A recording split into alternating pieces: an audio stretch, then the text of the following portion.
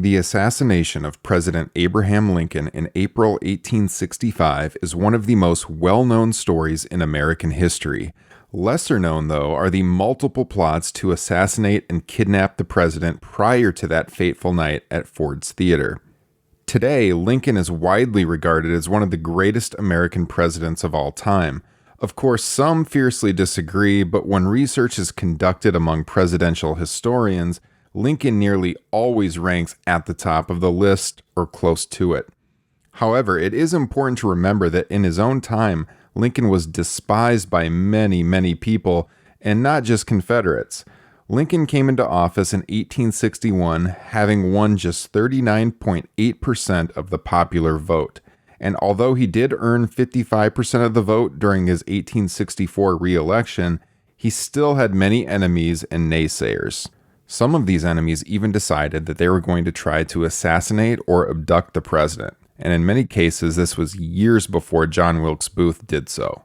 Most of them never got close. However, one day in August 1864, someone fired a bullet at President Lincoln, and it was mere inches from ending his life. Here is that story. Throughout his years in office, the Lincolns would often spend time at the Soldiers' Home just outside of Washington, D.C.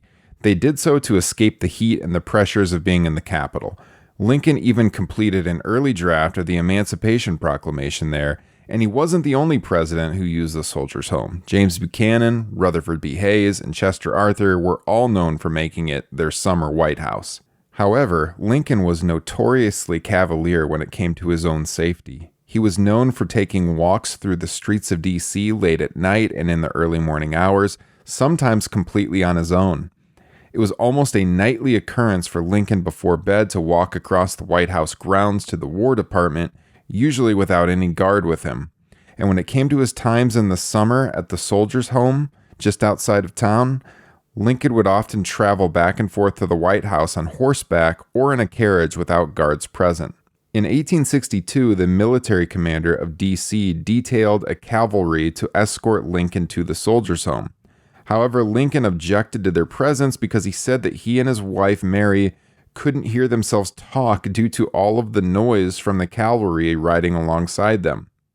So the cavalry was later replaced by a Union Light Guard that was positioned around the White House grounds, as well as special duty officers in civilian clothing that were supposed to escort the president on his walks and to the theater, where he had previously gone, often with just family and friends.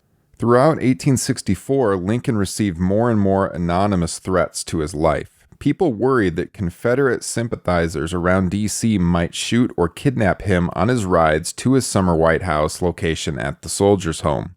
Then, one night in August 1864, as Lincoln was returning to the Soldiers' Home, someone took a shot at him. Lincoln's horse immediately raced to safety when it heard the gunshot. Nobody knew until the following day just how close Lincoln had been to death. His guard found a bullet hole through the hat that Lincoln had been wearing. The would-be assassin was never identified. After the incident, the security presence around Lincoln as he traveled to the Soldiers' Home increased. The following month, in September 1864, a Confederate spy and preacher named Thomas Nelson Conrad had intended to kidnap the president as he traveled to the Soldiers' Home, but he was dismayed to find a large guard surrounding the president's carriage. John Wilkes Booth also hatched a plot to kidnap Lincoln as he traveled near the Soldiers' Home to a hospital in March 1865. However, he and his conspirators never got the chance on that day as Lincoln changed his plans for travel at the last minute. Though Lincoln's security detail was increased as he traveled over the next several months, probably saving his life multiple times as a result, his security at Ford's Theater in April 1865 should have been much better. You can check out my detailed video on the Lincoln assassination for a full explanation on what went down on that night by clicking the thumbnail you see on the screen now. And if you enjoyed this video, please click that like button and subscribe to the channel.